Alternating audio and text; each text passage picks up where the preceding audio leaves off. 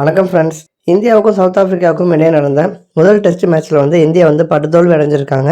Innings தோல்வி அடைஞ்சிருக்காங்க. இந்த தோல்வியை நமக்கு பாயிண்ட்ஸ் டேபிளில் அப்படியே எதிரொலிச்சிருக்கு.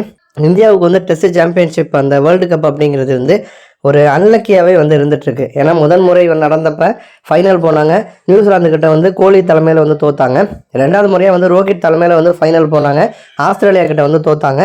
இப்போ அடுத்தது திரும்ப அடுத்த சுற்றுக்கான மேட்சஸ் ஸ்டார்ட் ஆயிடுச்சு. இப்போ இதில் இதற்கு முன்னாடி பார்த்தீங்கன்னா இந்தியா 2 கேமில் ஆடி 1ல் ஜெயிச்சிருந்தாங்க, 1ல் ட்ரா பண்ணியிருந்தாங்க. இந்தியா அந்த டாப்பில் அந்த நம்பர் 3க்குள்ளே இருந்தாங்க.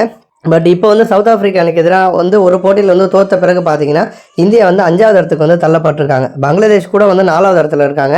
அவங்க ஒரு கேமில் ஜெயிச்சு ஒரு கேமில் தோற்று அவங்க 50 பாயிண்ட்ஸோடு பார்த்தீங்கன்னா அவங்க 4வது இடத்துல இருக்காங்க.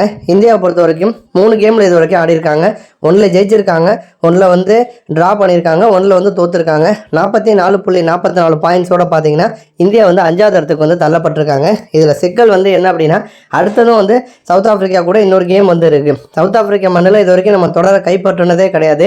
இந்த முறையும் அந்த சோகம் தொடர்ந்துக்கிட்டே இருக்குது. ஏன்னா 2வது டெஸ்ட்டில் ஜெயிச்சா கூட தொடரை சமநிலை தான் பண்ண முடியுமே தவிர நம்மளால் கைப்பற்ற முடியாது. ஜெயிக்கணும் அப்படிங்கிறது பெரிய ஒரு விஷயம். இப்போ 2வது கேமில் இந்தியா தோத்தாங்க அப்படின்னா பாயிண்ட்ஸ் டேபிளில் இன்னும் இந்தியா அடி வாங்குவதற்கான வாய்ப்பு அதிகமாக இருக்குது. நன்றி.